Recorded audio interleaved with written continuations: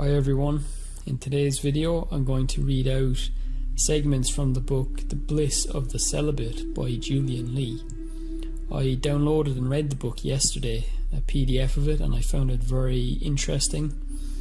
I didn't agree with all of what was in the book, but its discussion particularly about the practice of semen retention and the benefits that has on men particularly, I found that to be very compelling.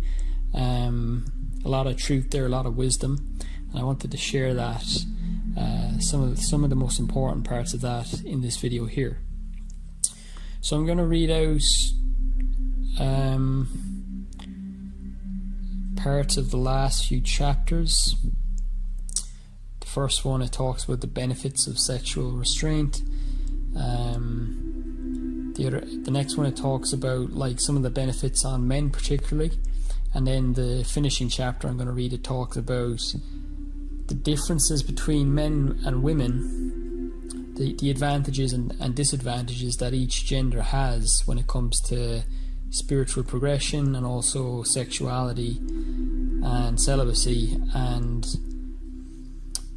finally it talks about our present society and its focus on sex and how that has affected both of the genders in a negative way.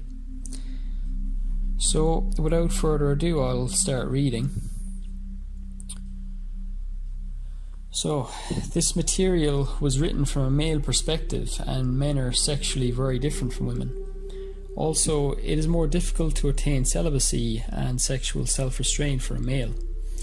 However, when he attains it, the effects on him are immediately greater. This is because when a male has an orgasm, he has an enormous loss of life substance in the form of the procreative pearls, so his semen. When a man has sex, something issues forth from his body and is lost. This is not so for the woman. In bodily terms, the woman is the actual winner in the sex act. The male is the actual loser. What issues forth is the most potent and sacred substance in his body, much richer than his blood. One of the most ignorant features of the modern mind is the failure to analyze this or appreciate this loss, or to comprehend its impact on man. All ancient cultures where life moved slowly and people observed things did not miss the fact that in the male orgasm something is lost and given up. They also did not miss the fact that this loss has a tremendous effect on the male. The Taoist culture that emerged in ancient China, the Vedic culture of India, and almost all of the indigenous cultures clearly apprehended the significance of the loss of semen for the male and its effects on him, both in subtle and obvious terms. In an earlier section of the book, we treated the fact that the male orgasm is really his equivalent of the female period. He becomes weakened by it physically, and especially he is weakened in character. Through his quote-unquote period, he loses his energy and vitality. He loses his drive and his ambition. He loses his courage and nobility. Then he mood alters with mindless addictions and obsessions to fill the emptiness. Or he may go on to drink and use drugs. Since the orgasm has this negative effect on males, its avoidance has the opposite effect. By storing up sexual energy, a man becomes stronger, healthier, and more vital. He becomes more ambitious to do and create. He becomes more ambitious to do and be. Sorry, that sentence doesn't make much sense the way it's written. He becomes more ambitious to be creative in doing good, I guess. He becomes more patient and successful with people, and he develops stamina and endurance to see his works through to conclusions. So the sexually restrained male becomes more successful in general. Beyond that, he even develops occult power to influence things by sheer thought and will. In fact, to a full renunciant, God gives all power and all worldly authority. This is a natural law. So this is the second fascinating point, that the renunciate attracts everything. Along the way, he can actually attain any worldly thing. The more austerities, the better your karma. The better your karma, the more lovely things are given to you, and the more your material attachments are tested. Your temptations increase as you become a renunciate in all facets of life, because one becomes more attractive to all of nature. You become a magnet for nature, and because you are no longer in nature's thrall, nature becomes your thrall. This goes on, incarnationally, until you have experienced enough to renounce all. This is a profound metaphysical truth and fascinating to watch. The aspirant will be tempted many times, and many times he may fall before attaining final liberation. The great yogi Swami Vivekananda wrote about the phenomenon this way. When you renounce nature, you find that she takes an interest in you. When you renounce her a little more, she begins to chase you. And when you finally don't care for her at all, she becomes your slave. Okay, I'm going to skip on a bit more now.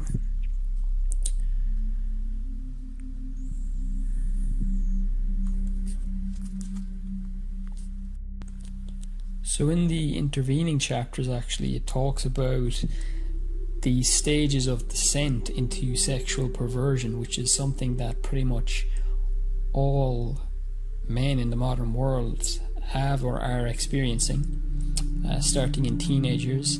And then it also talks about the reascent back to, I suppose, purity, or back to the natural state of man when one overcomes these demons, like pornography and masturbation, and learns to cultivate and transmute sexual energy towards positive creative pursuits. So I'm actually going to cover that in another video. I won't talk about that in this one. So the next chapter then, it says, what makes saints of men? Traits of the restrained or celibate men or male. So the distinction here is between restrained and celibate. So celibacy, as talked about in the book, it's actually a spectrum. So when he talks about celibacy, he's not talking about necessarily, pure saintly celibacy where somebody doesn't engage in any sexual activity. It's a spectrum. So it starts with what he calls restraint, which is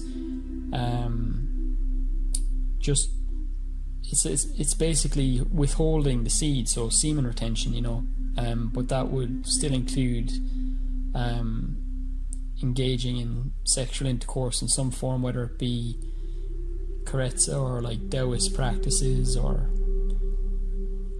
I suppose even edging, which is masturbation without orgasm. But I don't even want to cover that because I think it's a negative thing. So it's just, he talks about it as a spectrum from semen retention up to pure celibacy, you'd associate with yogis and saints and stuff. So, and the way he comes at it, which I like, is that even the slightest effort in that direction will start to yield benefits immediately, so it's not like this absolute thing where somebody has to become a pure celibate to obtain benefits. No, if a guy even cuts out pornography and stops masturbating, or does it less frequently, even if he does it once a month, then that's a hell of a lot better than what a lot of guys are doing these days, and the frequency at which they're abusing themselves and draining themselves of their energy.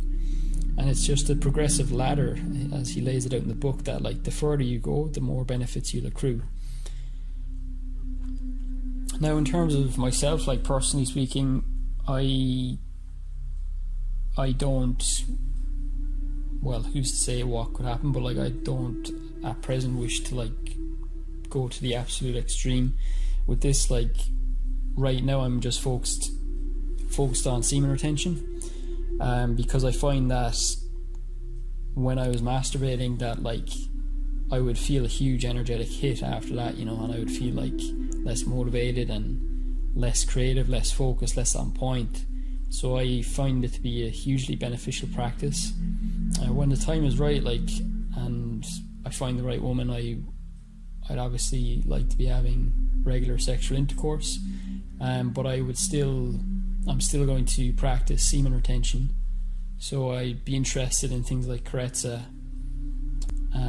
Taoist practices, things like that, looking into that more in the future. But right now I'm just focused on semen retention. So in this chapter he talks about the benefits of that whole spectrum, whether it be, just retaining the seed or being a full-blown celibate for life. The benefits that will start to show up for men who take up this practice. Any degree of sexual restraint by a male will have the foregoing positive effects on him, but the benefits that come from sexual restraint are intensified by actual celibacy, which is the perfection of sexual restraint. Now let's continue to speak of the benefits that come from sexual restraint. But now we're moving into the realm of celibacy. Some of these higher benefits you will indeed see with simple sexual restraint. Others are gained only through perfect celibacy. These sections are written in the form of a gradient. In some of the cases below, we are getting into the province of the sage and the saint.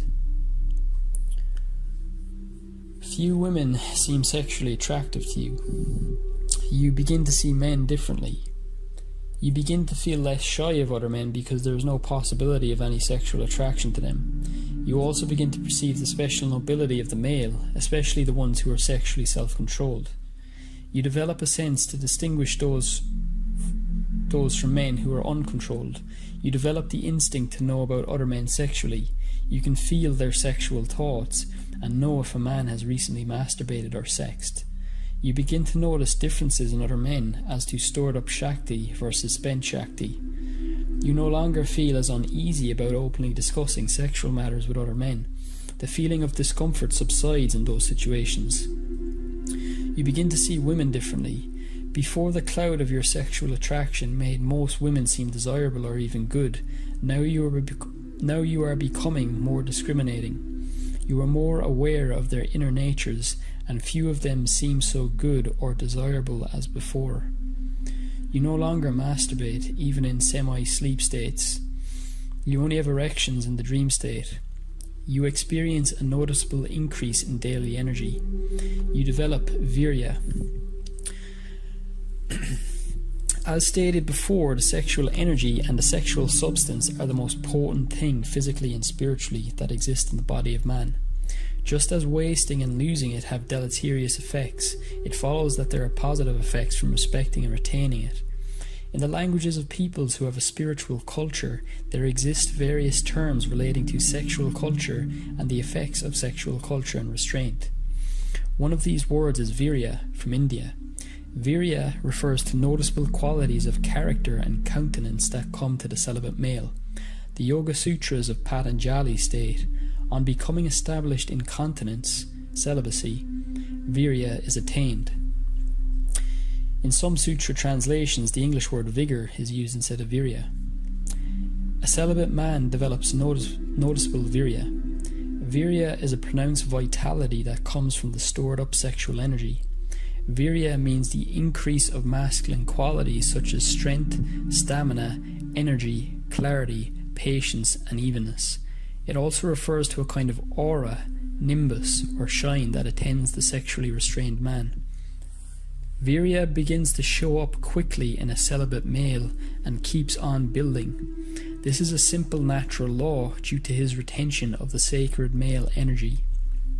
We have a wonderful word in English that is close to and obviously related to the word virya. It is virility. Virility means the state, character, or quality of being virile. Virility also makes a man unafraid to stand up bravely for principles. He can take unpopular positions. If given reason, virility in men is what makes them unafraid to quote-unquote buck the system. These are among the reasons that women are instinctively attracted to the man who shines with virility. The virile man is energetic, courageous, and effective. He can do something. He can stand against oppressors and improve the conditions of life. Virility comes from sexual restraint. The Orientals are perhaps the masters of philosophy and the keenest observers of life and natural law. In Oriental literature, such as The Art of War, there is given this interesting strategy for winning a war. Send prostitutes into the enemy camp. The message is clear and simple. It is also a fact that around the time Germany began losing war, the National Socialists had been sending trainloads of prostitutes to the front lines for the enjoyment of the men. There is no question that the men who have won our past wars were all more sexually restrained by moral dharma, and therefore more virile. If the men of the past had been sex addicts, porn lookers and masturbators, the word virility would probably not exist in the English language. We would not know what virility is. The men of the past would not have had the characteristics of manhood, or been sturdy, intrepid and forceful.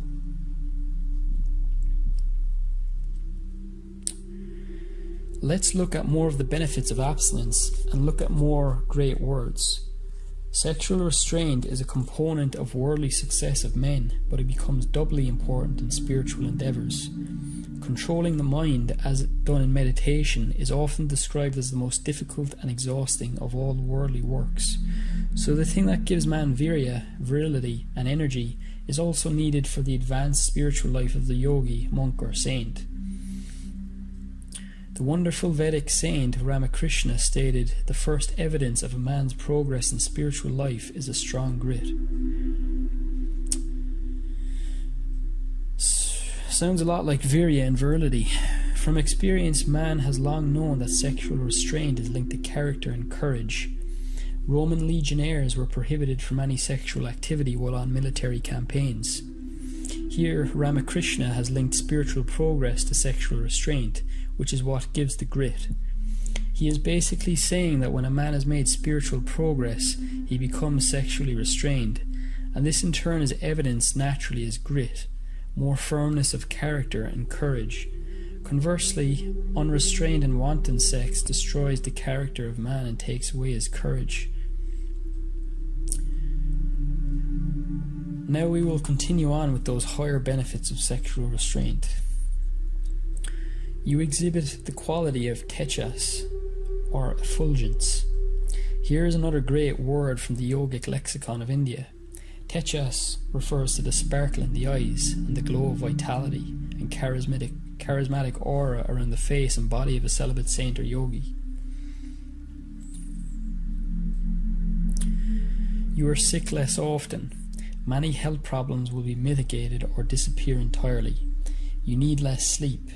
You develop a more even temperament. Fewer things irritate you or cause you to lose your temper. At the same time, you are bolder, more courageous, and show integrity. You develop consistency of character and more constancy in pursuing goals. You even begin controlling wet dreams. Now you are purifying your astral body and astral mind. I've experienced this myself recently. Since practicing this more consistently, I've stopped having nocturnal emissions, or having them far less frequently. I've gone about 2.5 months now without having, I've gone about 2 months without having a nocturnal emission. So, out in the world, you rarely see any female who has any sexual attraction to you. When any come close to attracting you, it will always be a woman who is herself developing moral purity. You no longer create sexual experiences in the dream state. One begins to see the female form in a different way.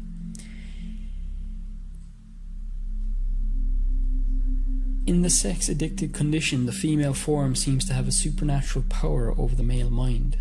The woman becomes his de facto god.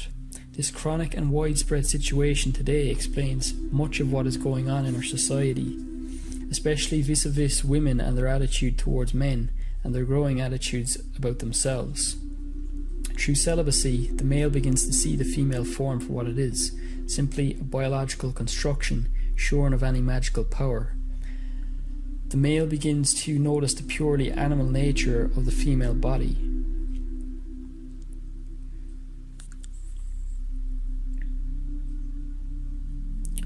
You also notice the social effects upon women of man's infatuation with her form. You begin seeing that almost all women assume males are no better than dogs, that all men inherently worship the female form, and that men are generally unable to resist any women who gives them half the chance. You see that they have this belief based on actual experience with men and the way men have actually behaved. You see why women have lost so much respect for men, yet you see how deeply unhappy it makes her that she can't respect the male. And you see how even so, woman remains a receptacle of the consciousness of man. You realize that the ignorance of man is now running wild in women. You notice that women have developed arrogance through the delusion of men and have become to worship themselves as men have. You see how women are in fact quote-unquote empowered over man through man's slavish worship of her form, and how much impact this is having upon civilization. You notice you can still be attracted to a certain kind of female, those with moral virtue similar to yours. You notice that only women who are morally pure have any attractiveness for you, and you can sense moral virtue in others as if with a radar. This instinct is especially true for the meditator and the celibate. Women with other kinds of spiritual virtues, such as intelligence, also tempt you at times, even if unattractive in conventional terms. In this higher state, only women of very inner high virtue have any attraction for this virtuous man. When the man reaches this state, you could line up 10 women before him, all attractive in conventional terms. But only the one having inner moral virtue will exercise any attraction in his mind. Just as you can't fool a woman, and she always knows if a male is attracted to her, a woman cannot fool the spiritual man. He senses what is within her morally, and will not be attracted to an immoral woman. Whenever a man is attracted to an immoral woman, it is always because of the impurity in that man. Social note: as men purify themselves this way, it naturally exercises a beneficial effect on all women. When men chase any woman, as in the lower sex-addicted state, women have no motivation to rise to a high moral station. So it is that as men return to purity and goodness, women will automatically follow. This has been seen from age to age. Woman is the way she is today only because of what has happened to man. More benefits. Others notice you and are attracted to you more than before, especially women. Deep down, women want men to be moral. Most women are instinctively attracted to the moral man, the man of emotional strength and the man of physical vitality. Celibacy or sex restraint provides, or semen retention provides all of these. A woman also happens to be attracted to the stored up energy, sexual energy itself, which provides greater temptations to the celibate and to her. You feel a buzzing feeling sometimes in various members of your body, a non-sexual mechanical type of buzz, including in the sexual organ. In spiritual practices supported by celibacy, both the astral and physical bodies are purified. All sin and negative karma associated with the various organs is burned away and sloughed off. As a man withdraws his energy from the lower centers in the sexual organ, sometimes a buzzing or vibrating sensation can be felt in the sexual member. This carries no erotic or sexual feeling. This is the divine Shakti knocking off layers of dark karma associated with that organ. You stop having erections even in the dream state. This is an advanced state and more difficult to get to. It requires absolute celibacy, complete cessation of masturbation, including that done while unconscious. It also requires abstention from all caffeine. Your sexual organ generates less seed, and the sexual fluid begins to rise up the spine in a more subtle essence. The sexual organ diminishes in size. Your celibacy begins to be heard in the sound of your voice. Moral or spiritual development changes the quality of the voice. One of the ancient scriptures states that a sign of spiritual development is a more pleasant and attractive voice. These are indeed qualities that come into the voice of those who meditate much, and especially those who practice celibacy. Both of these together change the voice in men and women. Those who have intuition and spiritual development can hear spiritual and moral virtue in another by that one's voice. With meditation combined with celibacy, the voice becomes richer and seems to have music in it. There is a sense of a smile in the voice, a sense of joy. When an advanced yogi simply speaks, it sounds like a song. The voice has a soothing and comforting effect on others. This is because the presence of God is in their voice.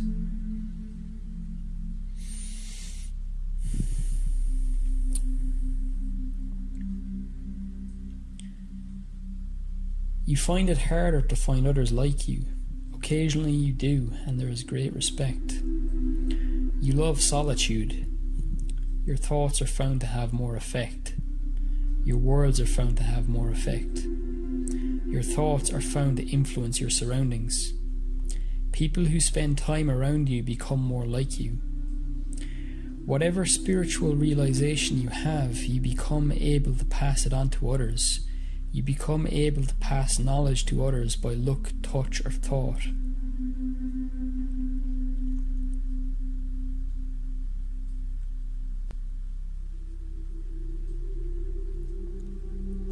On a more mundane level, even a celibate man who is not a God seeker will influence others powerfully through his thoughts. Even an ordinary celibate influences the world more deeply through his thought.